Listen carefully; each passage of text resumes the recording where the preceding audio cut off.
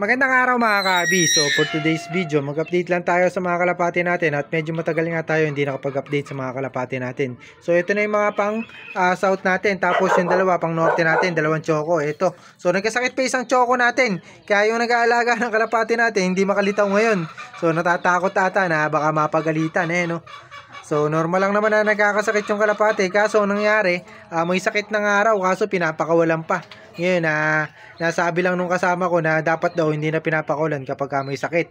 So ngayon ayan, nagtatago nga, ayaw nga pumunta rito. So baka pumunta yon kapag nagwo-work na tayo sa Lunes siguro pupunta. Magpapakita rito. Hindi pa baka bukas aagahan tapos aalis na rin agad. So ganun kasi yun mga kabi.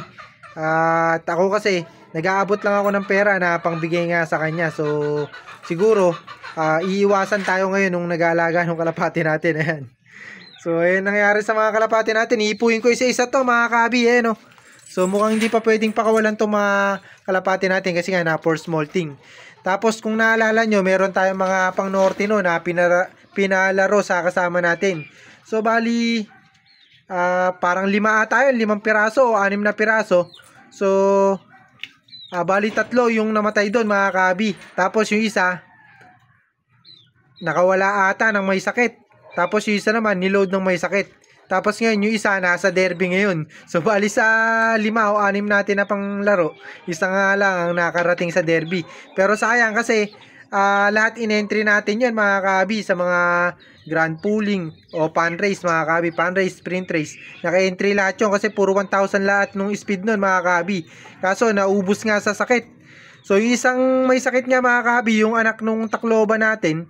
So nakawala ang araw. Ang nangyari naman mga kabi, since may sakit nga, nagkaroon ng PMB, hindi na makakalipad ng maganda yun. So nangyari, lumipad daw ng mataas kaso bigla daw bumagsak. So hindi ko alam kung saan napunta at hindi rin nila alam. At yun nga raw, aksidente lang naman nakawala. So sayang yun. So bali sa 6 natin na kalapate, 2 lang yung natira sa sakit mga kabi. Ito nga isa natin dito na blue bar. Tapos yung blue bar natin na naka-derby ngayon. So sana maganda naman sana yung maging resulta ng race natin. Kahit na nag-iisa na lang yung pang race natin na pang norte. So bali kasama ko yung nag-re-race nun ngayon. So sayang nangihinayang ako mga kabi sa mga kalapati natin kasi puro may potential nga mga kabi kasi yung magulang na ito, lalo na yung mga blue bar natin mga kabi, yung bali yung nanay nila Santa Ana Clacker nga, Speedbird talaga yun mga kabi. Tapos yung tatay champion line mga kabi. So sinubukan natin, napakarami natin na binread nun. Ito yung iba rito mga kapatid nun mga kabi, kaso nga puro na dali nga na sakit. So sayang, nangihinayang ako. Tapos yung isa anak na Tacloban natin, nangihinayang din ako dun mga kabi. Bali sana maging maganda nga yung resulta ng race natin. At eto, check natin isa-isa to. Ayan, so nagkasakit pa isang pang norte natin no? So sayang, nanghinayang ako rito mga kabi, baka madali pa. So bali ang nangyari naman pala rito mga kabi, pinapalipad pa nga kahit na may sakit na. Kaya yung nag-aalaga ng kalapati natin mga kabi, hindi na nga makalitaw. So tayo kasi nagbibigay nga lang tayo, nag-aabot tayo ng pera para sa kanya. At hindi kami nakikita. So baka Lunes pa pumunta nga yun dito mga kabi. Ayan. So ipuin ko isa-isa tong mga kalapati natin kasi nga tingin ko baka namaya to napabayaan. So check natin mamaya yan. So sana mabuhay pa to, sayang Ayan So choco, sayang mga kabi. Ayan. Sana madali pa to ng gamot natin na ibibigay sa kanya. Ito yung kapatid niyan mga kabi. Yan, so nalungkot naman ako sa mga nangyari sa mga kalapati natin. So yung mga kalapati natin na pang norte, nangihinayang ako kasi sa lahat nga in-entry ko yun. Isipin nyo magkano rin yung entry natin dun sa mga kalapati natin. Isipin nyo kung 6 yun, bali 6 na 400 at 500 data o 300 yung entry dun mga kabi. So napakarami natin kasing in-entry na yun. At wala nga nangyari kasi nga namatay sa sakit. So hindi naman maiwasan yun, pero sabi ko nga sa inyo, baka sakali sana naagapan natin kung talagang nakatutok tayo sa pag-aalaga. Kaso hindi na nga tayo nag-aalaga mga kabi. So sayang at nakakapanginayang talaga. Ayan. So ito mga pang south natin to. Sa mga gusto pala na bumili sa atin ng mga kalapate. So, pwede nyo na sa akin awitan to mga kabi. Marami kasi nagme-message sa akin. So, ako naman mga kabi, medyo may presyo kasi kung magbenta ng kalapate. Ako, hindi ako nag-out talaga ng kalapate. Kahit na matagal na ako nag-vlog mga kabi. Bihira ako mag-post na nagbebenta ako ng kalapate na kung makikita nyo lahat ng mga post natin. Marami na nagtatanong sa atin kung nagbebenta tayo pero hindi ako nagbebenta mga kabi. Napakadalang yan. Kapag na-cancel lang yung race kaya tayo nagbebenta. Pero ngayon mga kabi, ito kahit na hindi na-cancel, kahit na itabi lang natin dito yung mga pang MacArthur natin, yung 4 na bata. So itong mga pang South natin na to, nakakapanginayang man. Pero mga kabi, kung gusto nyo nga na makakuha to, ito yung maawitan sa atin. Ito yung mga yan. So pwede naman. At basta sa tamang presyo lang. So ganun lang din mga kabi, yung katulad ng mga benta natin nung nakaraan.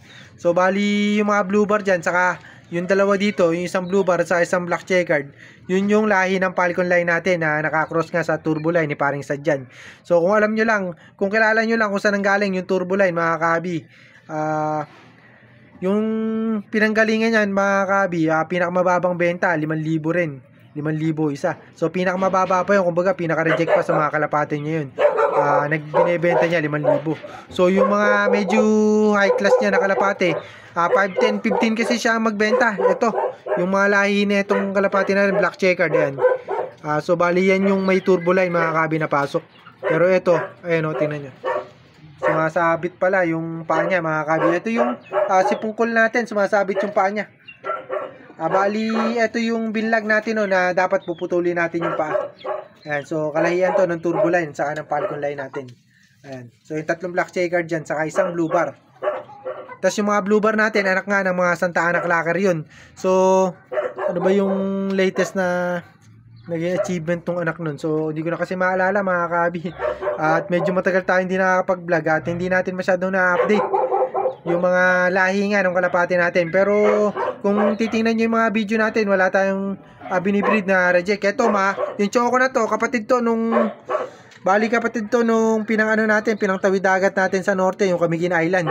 Ito, yan choco na yan. Saka yun, yung choco na yun. So kapatid na Camiguin Island to sa tatay. So yung nanay, subok line lang yung nanay nito dahil sa bayaw ko nga galing yan.